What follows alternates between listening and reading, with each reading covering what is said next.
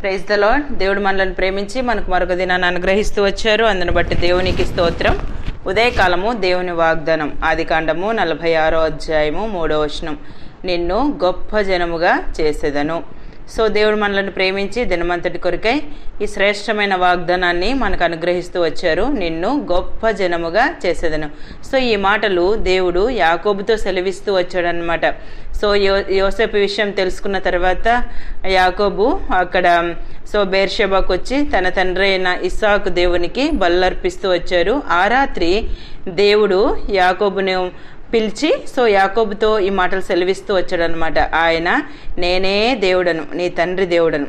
ఐగుప్తునకు వెళ్ళుటకు భయపడుకుము, అక్కడ నిన్ను గొప్ప జనముగా చేసేదను. చూసారా, అంటే తన హృదయంలో ఆల్రెడీ భయభీతులతో ఉన్నాడేమో యాకోబు. సో దేవుడు అంటే మన ప్రతి సంగతిని కూడా ఎరిగినటువంటి దేవుడు, మనం చూస్తున్నటువంటి దేవుడు, తన హృదయ స్థితిని ఎరిగి యాకోబుతో దేవుడు సెలవిస్తూ వచ్చాడనమాట. నిన్ను గొప్ప జనముగా చేసేదను, నువ్వు ఐగుప్తునకు వెళ్ళుటకు భయపడుకుము. చూసారా, దేవుడు ఉదయకాలం మనకు కూడా వాగ్దానం చేస్తున్నాడు, నిన్ను గొప్ప జనముగా చేసేదను. మనం కూడా రకరకాల పరిస్థితులను బట్టి భయపడుతూ ఉంటాం. ఎటు వెళ్ళాలన్నా అక్కడికి మనం వెళ్ళుట క్షేమమో కాదో అని మనం కొన్నిసార్లు ఆలోచిస్తూ ఉంటాం. అయితే దేవుడు యాకోబును దర్శించిన రీతిగా, యాకోబుతో మాట్లాడిన రీతిగా దేవుడు మనతో కూడా మాట్లాడతాడు. మనం ఏ విషయాల్లో మనం వాటిని గురించి మనం సతమతం అవుతున్నా దేవుడు మనల్ని దర్శించి మనతో మాట్లాడే దేవుడు. తర్వాతనే యాకోబు ఐగుప్తునకు వెళ్ళడం జరుగుతూ వచ్చింది.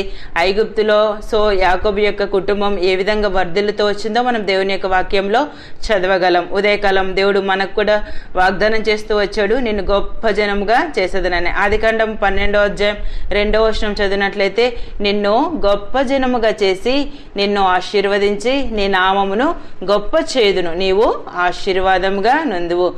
ఈ మాటలు మనం ఆదికాండం 12:2 చదివినట్లయితే అబ్రహాముతో దేవుడు సెలవిస్తున్నాడు అనమాట.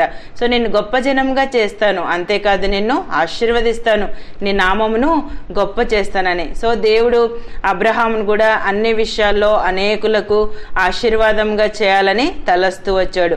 అంటే దేవుడు మన హృదయాన్ని చూసినప్పుడు మనం కూడా దేవుని యొక్క ఇష్టాన్ని నెరవేర్చే వారంగా ఉండాలి. దేవుడు చెప్పినట్లుగా చేయగలిగినటువంటి స్థితిలో మనం ఉండాలి. అందుకే అబ్రహాం గురించి మనం ఆదికాండం 22వ అధ్యాయంలో మనం చదివినట్లయితే ఇస్సాకు బలి అర్పించేటప్పుడు దేవుడు అంటాడు, అంటే ప్రతిదానికి కూడా దేవుడు మాట ఇచ్చాడంటే ఖచ్చితంగా నెరవేర్చాలన్న నమ్మకం అబ్రహాంలో ఉంది. అందుకే దేవుడు ఆ విషయాన్ని బట్టి అంటాడు కదా, నువ్వు దేవునికి భయపడేవాడు. ఎప్పుడైతే మనము దేవునికి భయపడే హృదయాన్ని మనలో దేవుడు చూస్తాడో దేవుడు ఖచ్చితంగా మనల్ని గొప్ప చేస్తాడు, ఆశీర్వదిస్తాడు.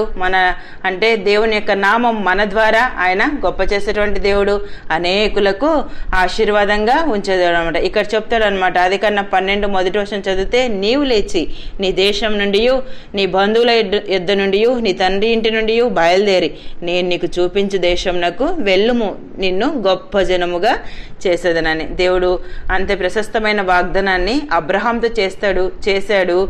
అబ్రహాం దేవుడు చెప్పినట్లుగా చేయగలుగుతూ వచ్చాడు.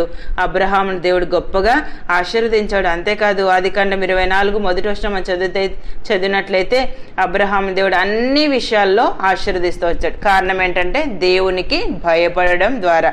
యెహోషువ గ్రంథం 3వ అధ్యాయం 7వ వచనం చదివితే, అప్పుడు యెహోషువతో ఇట్లా, నేను మోషేకు తోడైనట్లు నీకును తోడైందునని ఇశ్రాయేలీలందరూ ఎరుగునట్లు నేడు వారి కన్నుల ఎదుట నిన్ను గొప్ప చేయ మొదలు పెట్టదు. చూసారా, మోషే మరణమైన తర్వాత యెహోషువ ఆ బాధ్యతలు తీసుకున్నప్పుడు దేవుడు తనతో సెలవిచ్చినటువంటి మాటలన్నమాట. దేవుడు నేడు వారి కన్నుల ఎదుట నిన్ను గొప్ప చేయ మొదలు పెట్టదు. దేవుడు మనకు తోడై ఉంటే దేవుడు మనల్ని అన్ని విషయాల్లో వారి కన్నుల ఎదుట గొప్ప చేస్తాడు. ఉదయకాలం నిన్ను గొప్ప జనముగా చేస్తానని వాగ్దానం చేశాడు.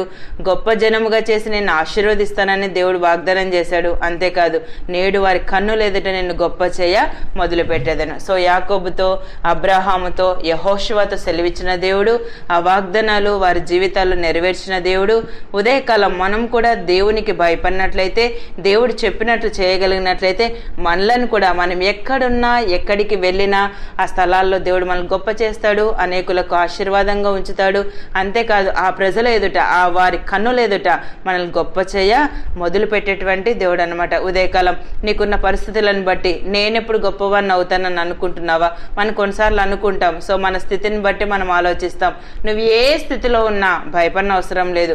ప్రభువు నీలో ఉంటే దేవుడు నిన్ను ఎంతైనా ఉన్నత స్థలాల్లో అయినా ఉంచగలడు. సో అబ్రహాం వలె, యాకోబు వలె, యెహోషువ వలె దేవుని మాట విని, సో దేవుడు మనకు అనుగ్రహించిన ఈ వాగ్దానాలు మన జీవితంలో అన్వయించుకొని ముందు కొనసాగినట్లు ప్రభు మనందరికీ సహాయం చేయను గాక. ప్రార్థన చేసుకుందాం.